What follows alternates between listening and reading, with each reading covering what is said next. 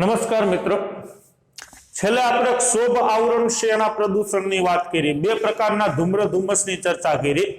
એક હતું પારંપરિક ધૂમ્ર ધુમ્મસ કે જેની થોડીક માહિતી આપણે જોઈ, અને રિડક્શન કરતા ધૂમ્ર ધુમ્મસ કહેવાય છે અને લંડન ધૂમ્ર ધુમ્મસ કહેવાય છે. 1952માં લંડનની અંદર આ પ્રકારના ધૂમ્ર ધુમ્મસથી 4000 લોકો છે એ મૃત્યુ પામ્યા. ખાસ કરીને પ્રારંભિક ધૂમ્ર ધુમ્મસ છે એ ધુમાડો, ભેજ અને સલ્ફર ડાયોક્સાઇડ નું મિશ્રણ છે. રિડક્શન કરતાનો ગુણ હોવાથી અને રિડક્શન કરતા ધૂમ્ર ધુમ્મસ અથવા તો લંડન ધૂમ્ર ધુમ્મસ પણ કહેવામાં આવે છે. બીજું ધૂમ્ર ધુમ્મસ આપણે જોયું પ્રકાશ રાસાયણિક ધૂમ્ર ધુમ્મસ. આ પ્રકાશ રાસાયણિક ધૂમ્ર ધુમ્મસ કેવા વિસ્તારમાં જોવા મળે છે? તો કે જે વિસ્તાર ગરમ હોય, ગરમી વધુ પડતી હોય, શુષ્ક હોય, હવામાં ભેજનું પ્રમાણ ઓછું હોય અને સૂર્યપ્રકાશ વધુ પ્રમાણમાં પડતો હોય એવા વિસ્તારમાં પ્રકાશ રાસાયણિક ધૂમ્ર ધુમ્મસ છે એ વધુ જોવા મળે છે. અમેરિકાના લોસ એન્જલિસની અંદર વારંવાર આ પ્રકારનું ધૂમ્ર ધુમ્મસ જોવા મળતું હતું, એટલે એને લોસ એન્જલિસ ધૂમ્ર ધુમ્મસ પણ કહેવામાં આવે છે. આ પ્રકારનું ધૂમ્ર ધુમ્મસ છે એ વાહનોમાં અને ઉદ્યોગોમાંથી નીકળતા નાઇટ્રોજનના ઓક્સાઇડ અને દહન ન પામેલા હોય એવા હાઇડ્રોકાર્બન પર જ્યારે સૂર્યનો પ્રકાશ પડે છે ત્યારે ઉત્પન્ન થાય છે. આખી સાંકળ પ્રક્રિયા થાય છે, શૃંખલા પ્રક્રિયા. એક પ્રક્રિયા પૂરી થાય એની જે નિપજ મળે એમાંથી બીજી પ્રક્રિયા ચાલુ થઈ જાય છે. હવે આ રીતે અહીંયા જે પ્રક્રિયા થાય છે એમાં ભાગ લેતા પદાર્થો ઓક્સિડેશન કરતા હોય છે. દાખલા તરીકે NO2 ઓઝોન એ ઓક્સિડેશન કરતા હોવાથી આને ઓક્સિડેશન કરતા ધૂમ્ર ધુમ્મસ પણ કહેવામાં આવે છે. પ્રક્રિયાઓ દરમિયાન બનતા ફોર્માલ્ડિહાઇડ, એક્રોલિન, પર એસિટાઇલ ઓક્સિનાઇટ્રેટ સંયોજનો, આવા સંયોજનોને લીધે પ્રકાશ રાસાયણિક ધૂમ્ર ધુમ્મસ છે જોવા મળે છે. હવે ચર્ચા કરવી છે સમતાપ આવરણ પ્રદૂષણની. સમુદ્ર સપાટીથી 10 કિલોમીટર સુધી છે ક્ષોભ આવરણ, બરોબર, અને ત્યાંથી 50 કિલોમીટર સુધી છે સમતાપ આવરણ. આ 10 કિલોમીટર અહીંથી ચાલુ થાય છે સમતાપ આવરણ, એટલે અહીંયા સમતાપ આવરણ છે એ આવેલું છે. હવે સમતાપ આવરણ છે એની અંદર ઓઝોનની હાજરી છે. આપણને ખબર છે સમતાપ આવરણમાં ઓઝોનનું સ્તર છે એ આવેલું છે. આ ઓઝોનનું સ્તર શું કરે છે?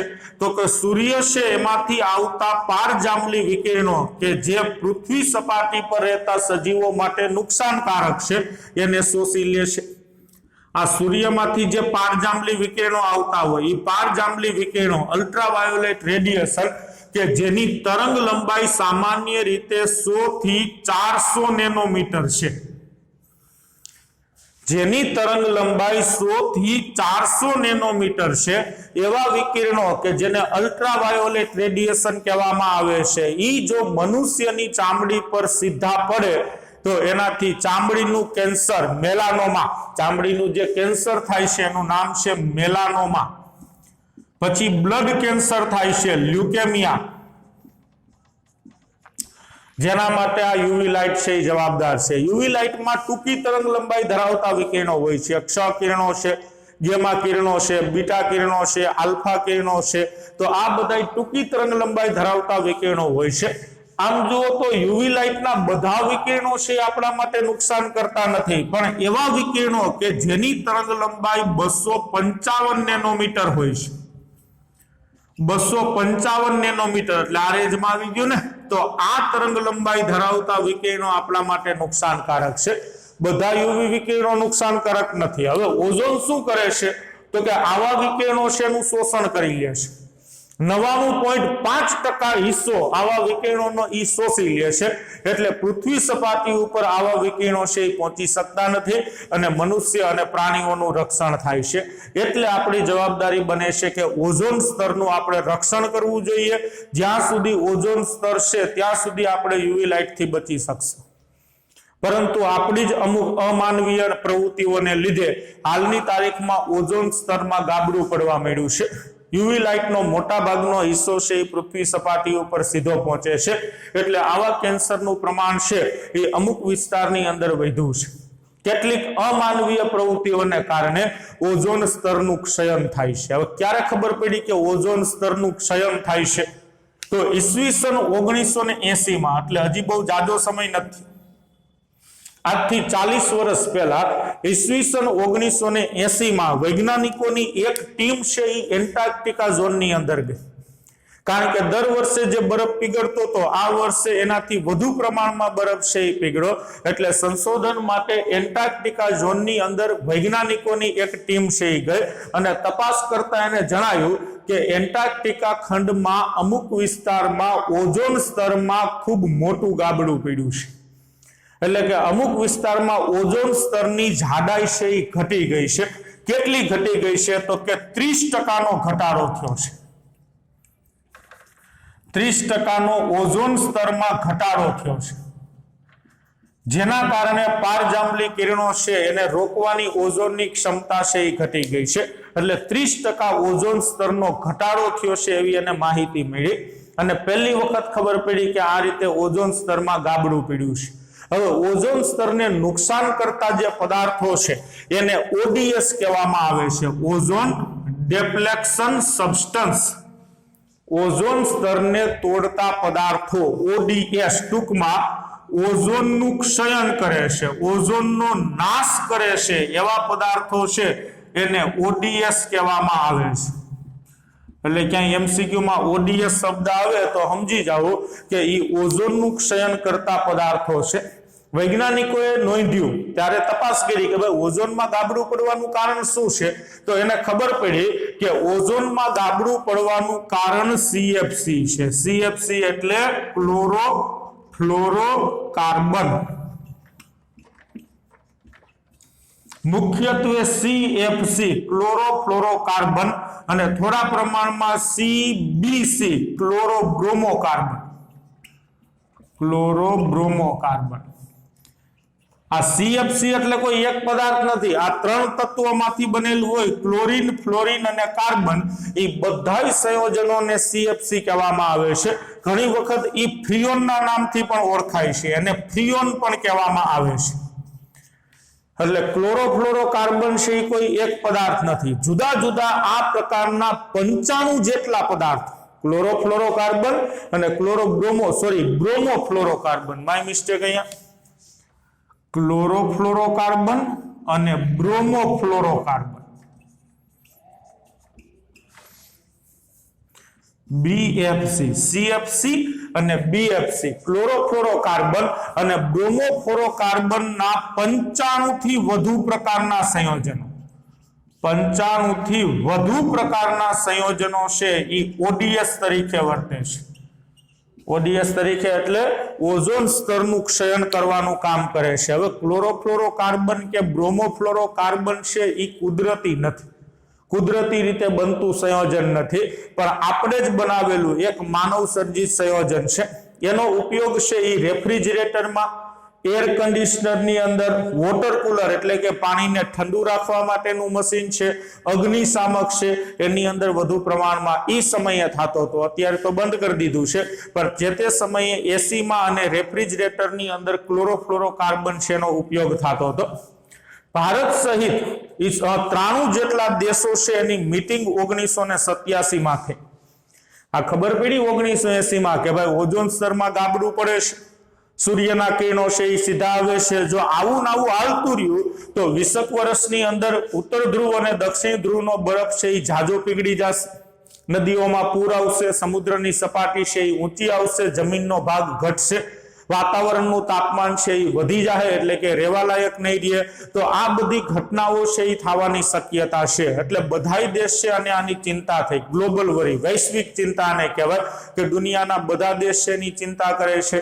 એટલે જે ઇન્ટરનેશનલ હેલ્થ સેન્ટર છે, વિશ્વ આરોગ્ય સંસ્થા, એ વિશ્વ આરોગ્ય સંસ્થા છે એને મીટિંગ બોલાવી, બધા દેશના મેમ્બર છે એને બોલાવ્યા, જે જાણકાર વૈજ્ઞાનિકો હતા એને બોલાવ્યા છે. ભારત સહિતના 93 જેટલા દેશ છે એના મેમ્બર છે એ આવે છે મીટિંગની અંદર, અને મીટિંગની અંદર એક કરાર કરવામાં આવે છે, એક વસ્તુ છે એ નક્કી કરવામાં આવે છે, કરાર કરવામાં આવે છે કે આજથી બધાય દેશે CFC નો ઉપયોગ શક્ય તેટલો ટાળવો.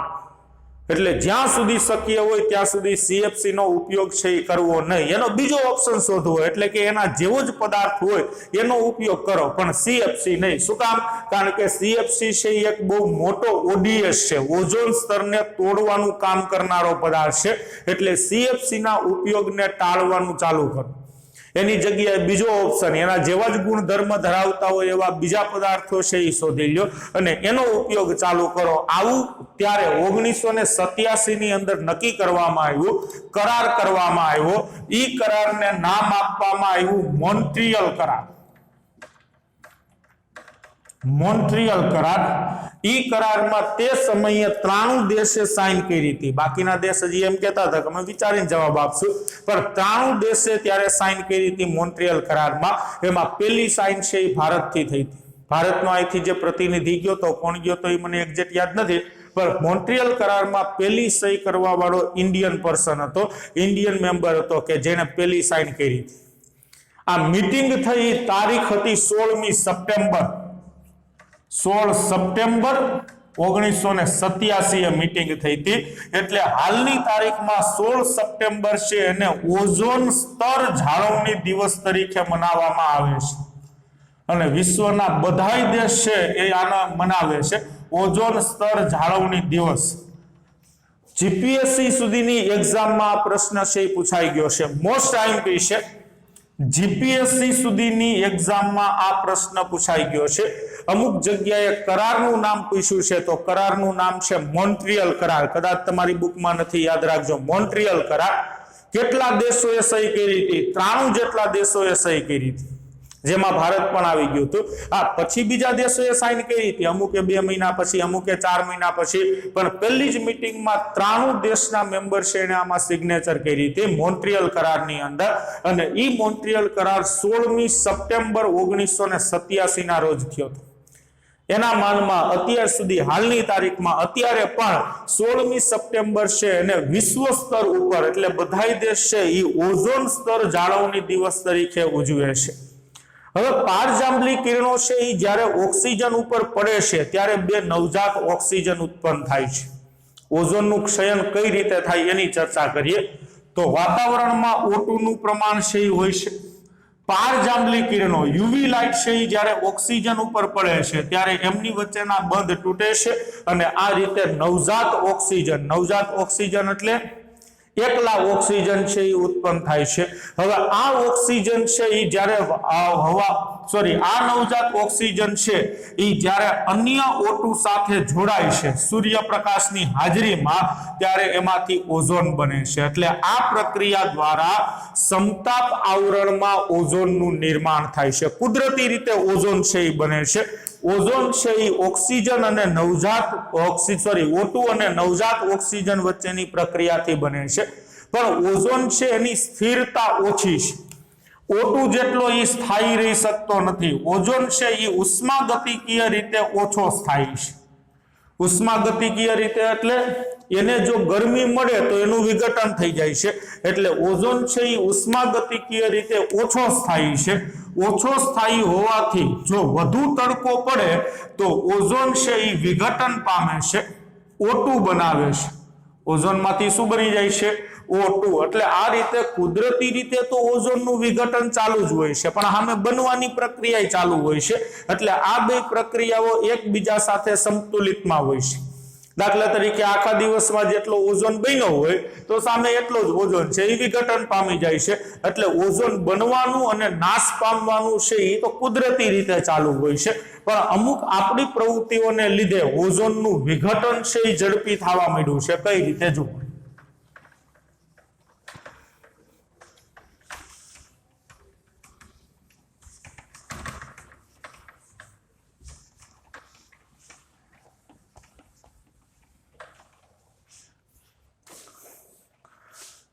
હવે આપણે રેફ્રિજરેટર, એર કન્ડિશનર એની અંદર ત્યારે જે તે સમયે સીએફસી નો ઉપયોગ વધારે કરતા હતા. અત્યારે સીએફસી નથી વપરાતો, એની જગ્યાએ HFC વપરાય છે. સીએફસી ની જગ્યાએ અત્યારે શું વપરાય છે?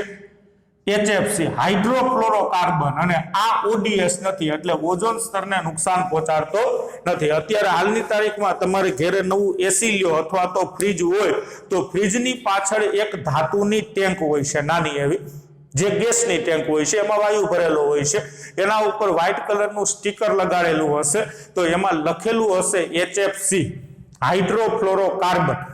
પહેલાના સમયમાં આજથી 20 વર્ષ પહેલાના જે ફ્રીજ હતા ને એમાં CFC આવતો હતો, પણ આધુનિક સમયમાં આ મોન્ટ્રીયલ કરારને ધ્યાનમાં રાખી અને ધીમે ધીમે CFC નો ઉપયોગ છે એ ઘટાડવા મળ્યા છે અને હવે અત્યારે એની જગ્યાએ શું વપરાય છે?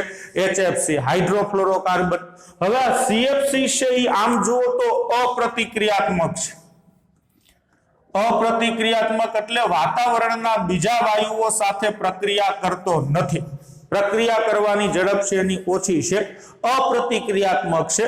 વાતાવરણમાં ઘણા વાયુઓ હોય છે પણ એમાંથી એકોઈ સાથે એ પ્રક્રિયા કરતો નથી. અજ્વલનશીલ છે એટલે સળગતો નથી અને બિનઝેરી છે એટલે ઝેરી નથી. CFC છે એ અપ્રતિક્રિયાત્મક છે, અજ્વલનશીલ છે, સળગતો નથી અને બિનઝેરી છે. તે વાતાવરણમાં ભળી અને સીધો સમતાપ આવરણ સુધી પહોંચી જાય છે. ક્ષોભ આવરણમાંથી પસાર થાય છે પણ ક્ષોભ આવરણના એકોઈ વાયુ સાથે એ પ્રક્રિયા કરતો નથી. ક્ષોભ આવરણને પાર કરીને સીધો એ ક્યાં સુધી પહોંચી જાય છે? સમતાપ આવરણમાં, કે જ્યાં ઓઝોનનું સ્તર છે એ આવેલું છે. હવે સમતાપ આવરણ છે એ તો સૂર્યની નજીક છે એટલે UV વિકિરણો છે, વધુ ઉર્જા ધરાવતા વિકિરણો છે ત્યાં વધુ પ્રમાણમાં હોય છે. હવે જ્યારે CFC ઉપર સૂર્યપ્રકાશ પડે છે, પારજાંબલી વિકિરણો છે એ પડે છે, ત્યારે CFC છે એ તૂટે છે અને એમાંથી ક્લોરીનનો મુક્ત મૂલક બને છે. આ રીતને CFC છે, 2 ફ્લોરીન છે, 2 ક્લોરીન છે. હવે આના ઉપર જ્યારે UV લાઇટ છે એ પડે છે, પારજાંબલી કિરણો છે એ પડે છે, ત્યારે ક્લોરીનનો મુક્ત મૂલક છે એ બને છે. અહીંથી બંધ તૂટશે, બે પોતપોતાના ઇલેક્ટ્રોન છે એ લઈ લેશે એટલે કાર્બન સાથે હવે 1 ક્લોરીન અને 2 ફ્લોરીન વધ્યા તો આ બેનો ક્લોરીન મુક્ત મૂલક.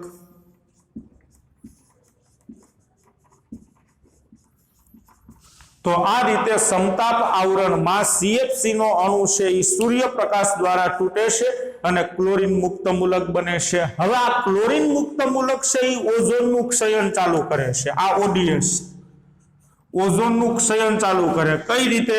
તો કે ક્લોરીનનો મુક્ત મૂલક છે એ ઓઝોનના અણુને તોડે, એમાંથી નવજાત ઓક્સિજન મળે એને એ પોતાની સાથે જોડી દે છે અને ઓઝોન છે એનું રૂપાંતરણ O2 માં થઈ જાય છે. આને ક્લોરીન મોનોક્સાઇડ મુક્ત મૂલક કહેવાય.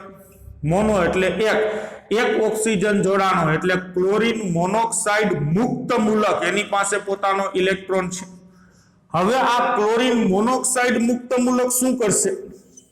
ઓઝોનના બીજા અણુ પાસે જશે, એને તોડશે, એમાંથી એક ઓક્સિજન છે એ છૂટો થશે.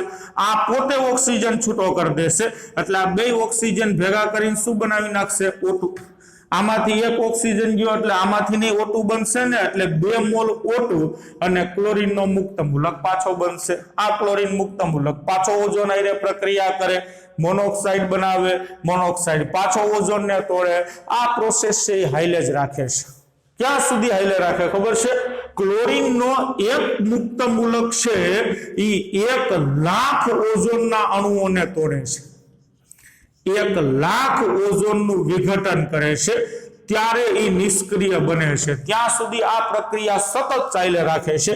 ક્લોરીનનો મુક્ત મૂલક ઓઝોન સાથે પ્રક્રિયા કરે, ઓઝોનનો અણુ તૂટે છે, ઓક્સિજન બને છે, ક્લોરીનનો મોનોક્સાઇડ બને છે, એ મુક્ત મૂલક હોય છે. ક્લોરીનનો મોનોક્સાઇડ છે એ પાછો ઓઝોન સાથે પ્રક્રિયા કરે, ઓઝોન સાથે પ્રક્રિયા કરીને પાછો ક્લોરીન મુક્ત મૂલકમાં ફેરવાય, આ પાછો અહીંયા પ્રક્રિયા ચાલુ કરી દે છે. એટલે આ પ્રક્રિયા છે એ સતત ચાલે રાખે છે અને 1,00,000 ઓઝોનના અણુઓ એક ક્લોરીનનો મુક્ત મૂલક તોડે ત્યારે એ નિષ્ક્રિય થાય છે. તો આ રીતે ઓઝોનને તોડવાનું કામ છે એ ક્લોરીન મુક્ત મૂલક છે એ કરે છે. હવે એક પદ્ધતિ આ છે ઓઝોનમાં ગાબડું પડવાની પદ્ધતિ. હવે આવું સતત હાઈલે રાખે તો ઓઝોનનું સ્તર સતત તૂટતું જાય છે, છતાં 70% બચી હું કામ ગયું? 30% જ તૂટ્યું, 70% બચી હું કામ ગયું? તો એનું કારણ જોઈએ ઓઝોન સ્તરમાં ગાબડું કઈ રીતે પડે છે.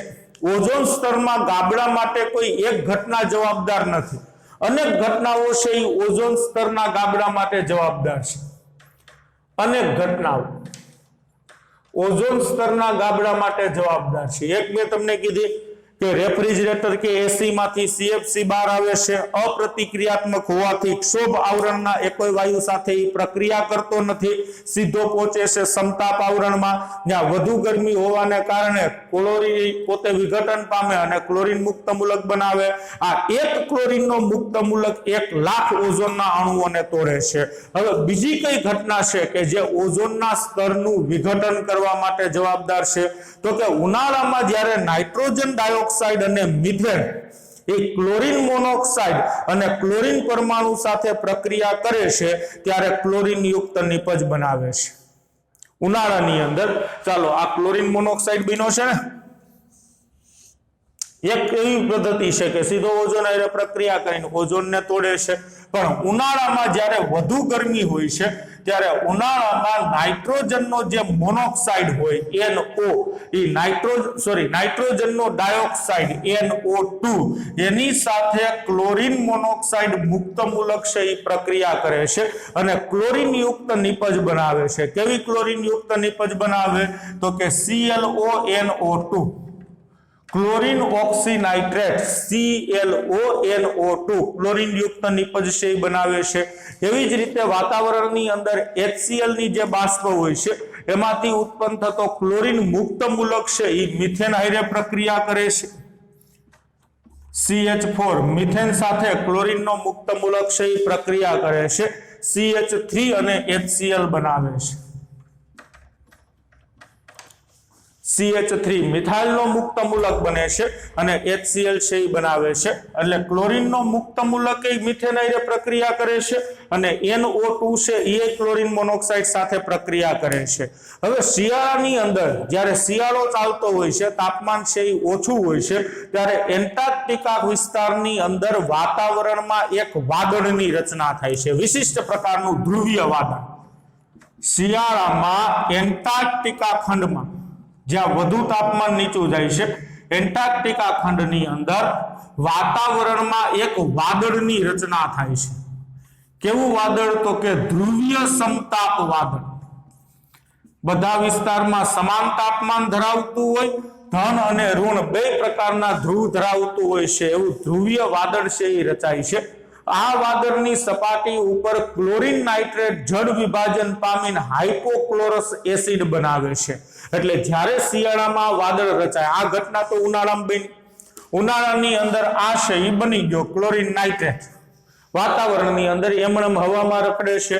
હવે શિયાળામાં જ્યારે આ પ્રકારનું વાદળ રચાય છે ત્યારે વાદળની સપાટી પર ક્લોરીન નાઇટ્રેટ છે એનું જળ વિભાજન થાય છે। વાદળ એટલે આમ જુઓ તો પાણીની બાષ્પ છે ને, એટલે પાણીની હાજરીમાં એ જળ વિભાજન પામે છે અને HOCl હાઇપોક્લોરસ એસિડ, આનું નામ શું છે?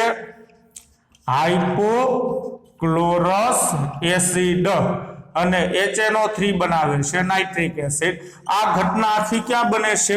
વાદળની સપાટી ઉપર। આ વર્ષોથી રખડતા હોય છે વાતાવરણમાં, પણ જ્યાં સુધી સપાટી ન મળે ત્યાં સુધી પ્રક્રિયા નથી કરી શકતા। એટલે શિયાળામાં જ્યારે આવું ધ્રુવીય સમતાપ વાદળ બને છે વાતાવરણની અંદર, ત્યારે વાદળની સપાટી પર આ ક્લોરીન નાઇટ્રેટ છે એ જળ વિભાજન પામે છે, હાઇપોક્લોરસ એસિડ છે એ બનાવે છે। હાઇપોક્લોરસ એસિડ અને નાઇટ્રિક એસિડ છે એ બનાવે છે। અમુક પ્રમાણમાં ક્લોરીન નાઇટ્રેટ છે એ HCl હારે પ્રક્રિયા કરે છે। આ જે ક્લોરીન નાઇટ્રેટ છે એ બધોય પાણી હારે જ નથી પ્રક્રિયા કરતો, પણ વાતાવરણમાં જો HCl ની બાષ્પ હોય તો HCl સાથે પ્રક્રિયા કરી Cl2 HCl અહીંથી HCl અહીંથી HN અને O3 એટલે નાઇટ્રિક એસિડ બનાવે છે। એટલે Cl2 બન્યો અને નાઇટ્રિક એસિડ છે એ બને છે। તો આ રીતે શિયાળાની અંદર ક્લોરીન નાઇટ્રેટ જળ વિભાજન પામે અને HCl સાથે પ્રક્રિયા કરીને જુદી જુદી નિપજ આપે છે। ચાલો પાછા 2 મહિના છે એ પસાર થઈ ગયા, વસંત ઋતુ છે એ આવી। તો વસંત ઋતુમાં સૂર્યપ્રકાશ છે એ એન્ટાર્કટિકા ખંડમાં પડે છે। શિયાળાના 4 મહિનામાં તો એન્ટાર્કટિકા ખંડમાં સૂર્યપ્રકાશ છે એ આવતો જ નથી। પણ વસંત ઋતુ આવે છે ત્યારે સૂર્યપ્રકાશ છે એ એન્ટાર્કટિકા ખંડમાં પાછો ફરે છે, એટલે ત્યારે એન્ટાર્કટિકા ખંડમાં સૂર્યપ્રકાશ છે એ પડે છે.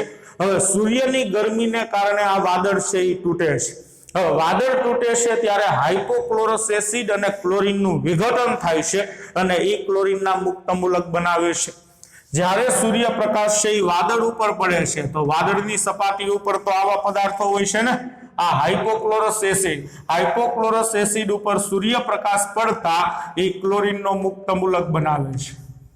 Cl2 ઉપર જ્યારે સૂર્યપ્રકાશ પડે ત્યારે એ ક્લોરીનનો મુક્ત મૂલક બનાવે છે અને વસંત ઋતુથી આ ક્લોરીનના મુક્ત મૂલક છે એ ઓઝોનને તોડવાનું કામ ચાલુ કરે છે. એટલે એન્ટાર્કટિકા ખંડની અંદર સૌથી વધુ ઓઝોનનું ક્ષયન થતું હોય તો એ વસંત ઋતુમાં છે. જ્યારે સૂર્યપ્રકાશ પાછો ફરે છે ત્યારે ઓઝોનનું ક્ષયન છે એ ચાલુ થાય છે. હવે ઓઝોન સ્તરના ક્ષયનથી આપણને શું ફેર પડે છે? ઓઝોન સ્તરમાં ગાબડું પડે તો શું ફેર પડે છે? આપણને શું નુકસાન થાય છે એ સાંભળો. ઓઝોન સ્તરના ક્ષયનથી વધુ પારજાંબલી કિરણો છે એ ક્ષોભ આવરણમાં પ્રવેશે છે. અત્યારે આપણું રક્ષણ કોણ કરે છે? ઓઝોનનું સ્તર, બરોબર છે. ઓઝોન સ્તરને લીધે સૂર્યપ્રકાશમાંથી 99.5% યુવી લાઇટનો હિસ્સો છે એ ઓઝોનમાં શોષાઈ જાય છે અને માત્ર 0.5% અલ્ટ્રાવાયોલેટ રેડિયેશન છે, પારજાંબલી કિરણો છે અહીંયા પૃથ્વી સપાટી સુધી પહોંચે છે. પણ જો ઓઝોન સ્તરમાં ગાબડું પડશે, ઓઝોન સ્તર છે એ તૂટી જશે તો પારજાંબલી કિરણો છે એ વધુ પ્રમાણમાં ક્ષોભ આવરણમાં પ્રવેશશે. હવે પારજાંબલી કિરણોને કારણે ચામડી છે એ જીર્ણ થવી, એટલે ચામડી છે એ બળતરા થશે, એમાં ચામડી ઉપર ચાંદા પડશે, ચામડી છે એ જીર્ણ થશે, આંખોમાં મોતિયો આવવાનો ઘટના છે એ બનશે.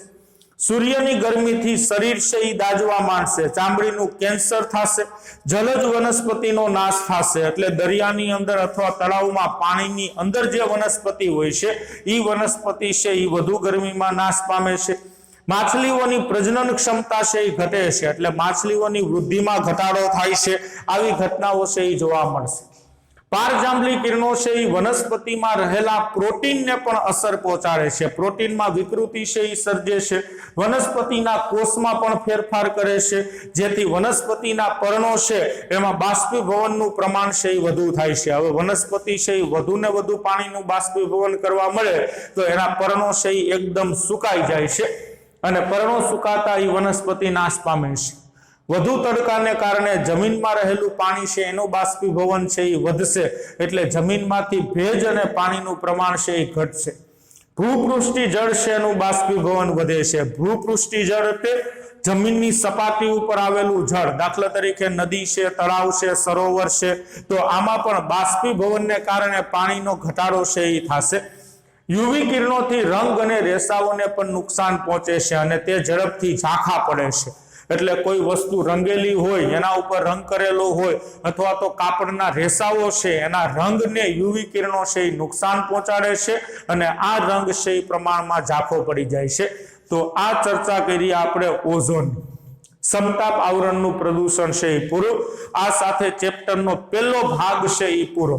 સૌથી લાંબો ભાગ આપણને પહેલો ભાગ જ આપેલો છે, વાતાવરણનું પ્રદૂષણ. બાકીના બે ભાગ છે એ તો નાના નાના છે. તો આ સાથે ચેપ્ટરનો પહેલો ભાગ વાતાવરણ પ્રદૂષણ છે એ પૂરું. એમાં આપણે બે જોયું, ક્ષોભ આવરણ પ્રદૂષણ જોયું અને સમતાપ આવરણ પ્રદૂષણ જોયું. હવે પછીનો આપણો ટોપિક છે જળ પ્રદૂષણ. જળ પ્રદૂષણ છે એની થોડીક ચર્ચા છે એ કરવી છે.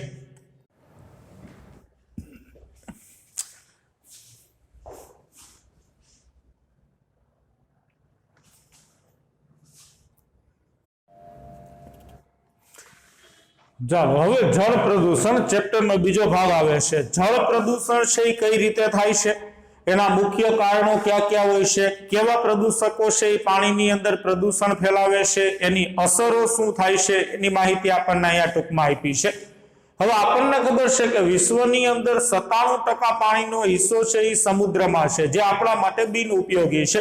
આપણે એનો ઉપયોગ છે એ કરી શકતા નથી, કારણ કે સમુદ્રનું પાણી છે એ ક્ષારયુક્ત ખારું હોય છે, જે પીવા માટે કે જમીન માટે ખેતી કરવા માટે ઉપયોગી નથી. 2.04% પાણી છે એ ઉત્તર ધ્રુવ અને દક્ષિણ ધ્રુવ ઉપર બરફ સ્વરૂપે જમા થયેલું છે. બાકીનું 1% કરતા પણ જે ઓછું પાણી છે એ વધ્યું છે એનો ઉપયોગ છે એ આપણે વ્યવહારમાં કરીએ છીએ। સજીવો છે એના માટે પાણી એક આવશ્યક ઘટક છે। કોઈ પણ સજીવ હોય, પછી વનસ્પતિ હોય, પ્રાણીઓ હોય, મનુષ્ય હોય, દરેક સજીવ માટે, સજીવોના જીવન માટે પાણી છે એ એક આવશ્યક ઘટક છે। દુનિયાનો કોઈ પણ સજીવ છે એ પાણી વગર જીવી શકતો નથી। દુનિયામાં સજીવોની ઉત્પત્તિ એ પાણીમાંથી થયેલી છે। વિશ્વની અંદર દુનિયામાં પહેલો સજીવ છે એ પાણીમાંથી ઉત્પન્ન થયેલો હતો। એટલે આ રીતે પાણી છે એ આપણા માટે બહુ અગત્યનું છે। પર્યાવરણનો આ જલાવરણ હિસ્સો છે એ બહુ મહત્વનો હોય છે। પાણીના પ્રદૂષણની શરૂઆત છે એ માનવીય પ્રવૃત્તિઓ દ્વારા જ થાય છે। આપણી અમુક પ્રવૃત્તિઓને લીધે પાણીના સ્ત્રોત છે એ પ્રદૂષિત થાય છે। આ પ્રદૂષણ ભૂપૃષ્ઠી જળ અને ભૌમ જળ સુધી પહોંચે છે। ભૂપૃષ્ઠી જળ એટલે નદી, તળાવ, સરોવર એનું પાણી, બરોબર, કે જે જમીન ઉપર આવેલું છે। અને ભૌમ જળ એટલે જમીનમાં ઊંડાઈએ આવેલું પાણી છે। કુવા છે, પાતાળ કુવા છે, જે આના કરતા વધારે ઊંડા હોય છે, બોરનું પાણી છે। તો આ બધું ભૌમ જળ કહેવાય કે જે જમીનમાં ઊંડાઈએ આવેલું છે। તો બંને પ્રકારના સ્ત્રોત છે એનું પ્રદૂષણ છે એ મનુષ્યની પ્રવૃત્તિઓ દ્વારા થાય છે। આપણી અમુક પ્રવૃત્તિઓને કારણે આ બંને પ્રકારના સ્ત્રોત છે એ પ્રદૂષિત થયા છે। હવે પ્રદૂષણના અમુક સ્ત્રોત છે એ જ્ઞાત હોય છે। જ્ઞાત એટલે આપણને ખબર હોય કે એક જેટ આ જગ્યાએથી જ પાણીમાં પ્રદૂષણ છે એ ફેલાય છે। પ્રદૂષણના અમુક સ્ત્રોત છે એ જ્ઞાત હોય છે, જેને બિંદુ સ્ત્રોત કહેવામાં આવે છે। દાખલા તરીકે નગરપાલિકા છે એમાં આખા શહેરનું જે ગટરનું પાણી હોય છે એ કોઈ એક જગ્યાએથી પાઇપ દ્વારા સમુદ્રમાં અથવા સરોવરમાં છોડાતું હોય છે। તો આપણને ખબર હોય કે આ પાઇપમાંથી જ આ પાણી છે એ પ્રદૂષિત થાય છે। ઔદ્યોગિક એકમોમાંથી જે પાઇપ આવતા હોય છે, નકામું પાણી છે એમાંથી નદી કે તળાવમાં છોડાતું હોય છે। તો આપણને ખબર હોય કે આ બિંદુએથી જ પાણી છે એ પ્રદૂષિત થાય છે। તો પાણીના પ્રદૂષણના આવા સ્ત્રોત છે એને જ્ઞાત સ્ત્રોત કહેવાય છે। જ્યારે અમુક સ્ત્રોત હોય એ અજ્ઞાત સ્ત્રોત હોય છે। અજ્ઞાત એટલે આપણે નક્કી ન કરી શકીએ કે આ પ્રકારનું પ્રદૂષણ છે એ કયા પોઈન્ટ ઉપરથી, કઈ જગ્યાએથી ફેલાવાનું છે, એને અબિંદુ સ્ત્રોત કહેવામાં આવે છે। પ્રદૂષણનો એવો સ્ત્રોત કે જે જ્ઞાત ન હોય, જે તમને ખબર ન હોય કે આ પ્રદૂષણ છે એ પાણીમાં કઈ રીતે ફેલાવાનું, તો એને કહેવામાં આવે છે અજ્ઞાત સ્ત્રોત। દાખલા તરીકે એસિડ વર્ષા। હવે તમારા ગામમાં નદી હોય તો એ નદીની અંદર પાણી એસિડિક થઈ જાય, તમને ખબર પડે કે ભાઈ એસિડ વર્ષાને લીધે પાણી એસિડિક થયું છે, તો એક્ઝેક્ટ ક્યાં વિસ્તારમાં, ક્યાં પોઈન્ટ ઉપર એસિડ વર્ષા થઈ હતી એ તમને ખ્યાલ ન આવે કે જગ્યાએથી એસિડ છે એ પાણીમાં પ્રવેશ્યું છે। તો એસિડ વર્ષા છે। પછી કૃષિ કચરો, કે નદીના પાણીમાં કૃષિ કચરો છે એ વધે છે। જંતુનાશક દવાઓ, નિંદામણનાશક દવાઓ, યુરિયા જેવા ખાતર, એમોનિયમ ફોસ્ફેટ જેવા ખાતર છે એ નદીના પાણીમાં આવે તો તમે એક્ઝેક્ટ નહીં કહી શકો કે કયા ભાઈના ખેતરમાંથી આ પાણી છે એ આવ્યું છે। તો આવા સ્ત્રોત અજ્ઞાત સ્ત્રોત કે જે આપણે કહી શકતા નથી। ઝડપી પાણી નિકાલ વ્યવસ્થા એટલે ગામમાં ગટરો ન હોય તો બધું પાણી છે એની રીતે વહીને નદીમાં જતું હોય છે, તો એ તમને કહી શકો કોના ઘેરેથી આ પાણી આવ્યું છે। તો આવા જે સ્ત્રોત હોય પ્રદૂષણના સ્ત્રોત એને અબિંદુ સ્ત્રોત છે એ કહેવામાં આવે છે। એટલે વ્યવહારમાં પાણી પ્રદૂષણ માટેના બે પ્રકારના સ્ત્રોત જોવા મળે છે।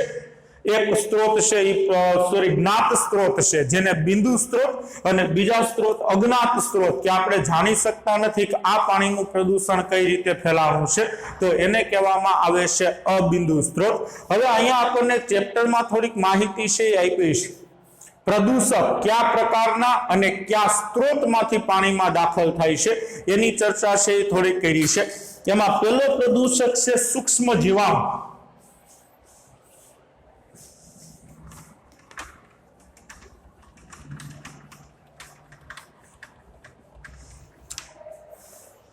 ચાલો, પ્રદૂષક અને એના સ્ત્રોત કેમાંથી એ ફેલાય છે, બરોબર છે। પહેલો પ્રદૂષક છે સૂક્ષ્મ જીવાણુ। સૂક્ષ્મ જીવાણુ એટલે બેક્ટેરિયાઓ। ઇસ્ટરેસિયા કોલાઈ જીવાણુ હોય, કોલિફોર્મ જીવાણુ હોય, તો આ બધા પાણીની અંદર જોવા મળે છે. તો આ સૂક્ષ્મ જીવાણુઓનો સ્ત્રોત શું? તો કે સૂક્ષ્મ જીવાણુઓનો સ્ત્રોત છે ઘરેલું ગંદા પાણીની નિકાલ વ્યવસ્થા. ઘરમાંથી જે ગંદુ પાણી છે એ ગટર મારફતે જ્યારે નદી કે તળાવની અંદર જાય છે ત્યારે એની અંદર સૂક્ષ્મ જીવાણુઓ હોય છે અને આ સૂક્ષ્મ જીવાણુઓ છે એ પાણીના સ્ત્રોતની અંદર પ્રવેશે છે. પછી કાર્બનિક કચરો એટલે કાર્બનિક પદાર્થો છે એ પ્રદૂષકો છે એ પાણીમાં કઈ રીતે દાખલ થાય છે? કાર્બનિક કચરો એટલે કાર્બનિક સંયોજનો ધરાવતો કચરો.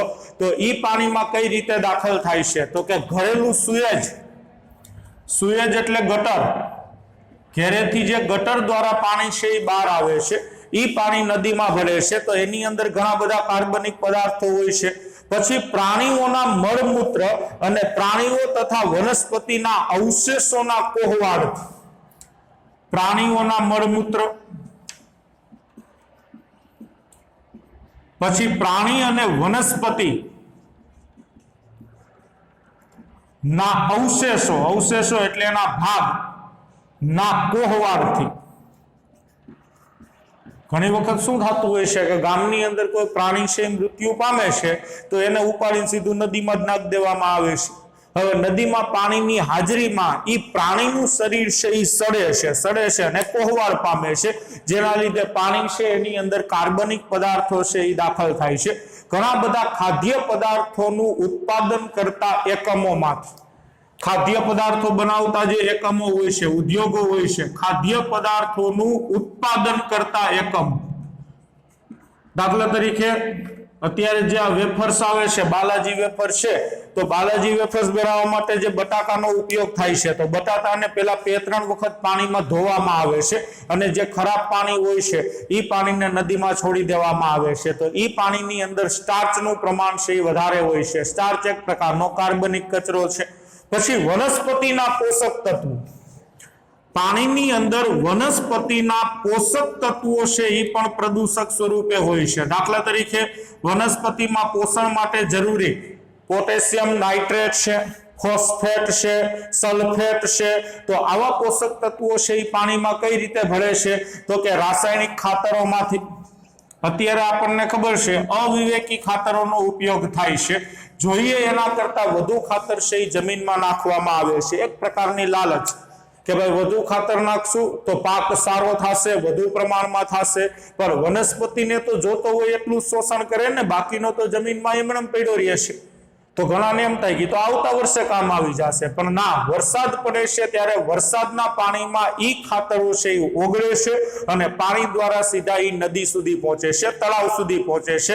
તો આ રીતે નદી અને તળાવની અંદર વનસ્પતિના પોષક તત્વો છે, nitrate, phosphate, sulphate, potassium ion, એનું પ્રમાણ છે એ વધે છે. પછી ઝેરી ભારે ધાતુઓ એટલે જેના પરમાણુ ક્રમાંક છે એ 25 કરતા વધારે છે, ડી વિભાગની ખાસ કરીને, અને જે સ્વભાવે ઝેરી છે. દાખલા તરીકે લેડ છે, મર્ક્યુરી છે, ક્રોમિયમ છે, ટંગસ્ટન છે, જે માનવ જીવન માટે ઝેરી છે. આવી ધાતુઓ છે એ પણ પાણીમાં પ્રવેશે છે. કઈ રીતે?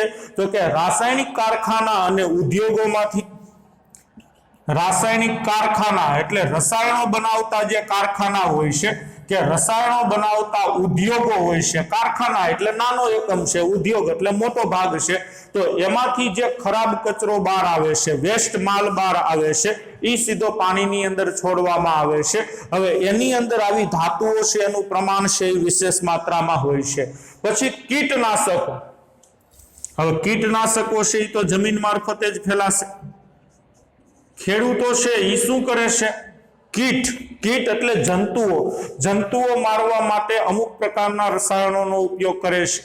વ્યવહારમાં ઘરેલું કીટનાશકો જોવા મળે છે. દાખલા તરીકે ચોમાસામાં ઘરે જ્યારે મચ્છરનો ઉપદ્રવ વધે છે ત્યારે કીટનાશકો છેનો પાવડર છાંટવામાં આવે છે. ગ્રામ પંચાયત દ્વારા અથવા તો નગરપાલિકા દ્વારા શેરીઓમાં, રસ્તાઓ ઉપર આવો પાવડર છે છાંટવામાં આવે છે, જે એક પ્રકારનો કીટનાશક હોય છે.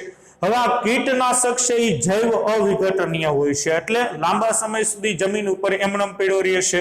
હવે જ્યારે વરસાદ પડે છે ત્યારે વરસાદના પાણી સાથે આ કીટનાશક પદાર્થ છે એ ભેગો થાય છે અને પાણી સાથે વહીને નદી સુધી પહોંચે છે, નદી અને તળાવ સુધી પહોંચે છે.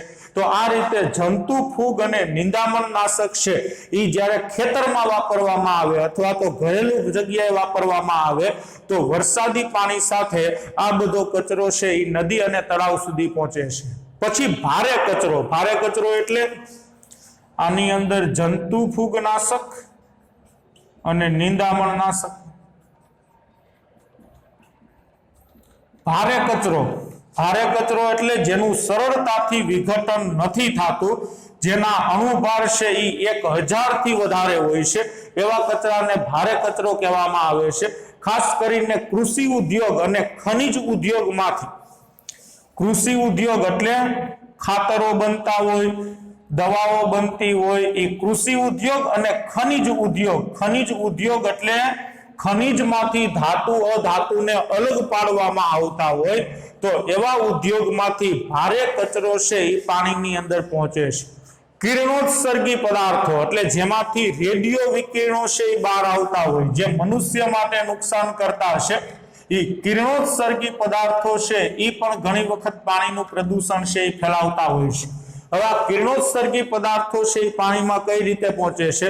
તો કે યુરેનિયમના સંયોજનો બનાવતા હોય એવા ખનિજો, યુરેનિયમના સંયોજનો બનાવતા ઉદ્યોગો, યુરેનિયમ છે એક રેડિયો સક્રિય છે, તો યુરેનિયમના સંયોજનો બનાવતા હોય એવા ઉદ્યોગોમાંથી જે કચરો બહાર આવે છે, રેડિયમ જે ઘડિયાળની અંદર વાપરવામાં આવે છે, જે અંધારામાં ચમકે છે, તો રેડિયમ કે યુરેનિયમ કે થોરિયમ છે, પ્લુટોનિયમ છે, આવા રેડિયો સક્રિય તત્વોમાંથી સંયોજનો બનાવતા હોય એવા ઉદ્યોગોમાંથી જ્યારે વેસ્ટ વોટર છે, ખરાબ પાણી છે, એ જ્યારે નદી કે તળાવમાં પહોંચે છે ત્યારે આ પ્રકારના કિરણોત્સર્ગી પદાર્થો છે એનું પ્રદૂષણ છે એ પાણીમાં વધે છે.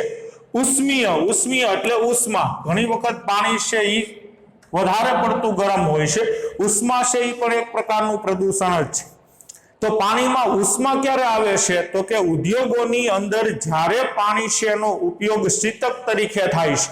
ઘણી વખત ઉદ્યોગમાં એવું હોય છે કે અમુક મશીનરી છે કે અમુક ભાગ છે એ વધુ પડતો ગરમ થઈ જતો હોય, તો એની આસપાસ પાણીનો પ્રવાહ છે એ સતત ચાલુ રાખવો પડે છે.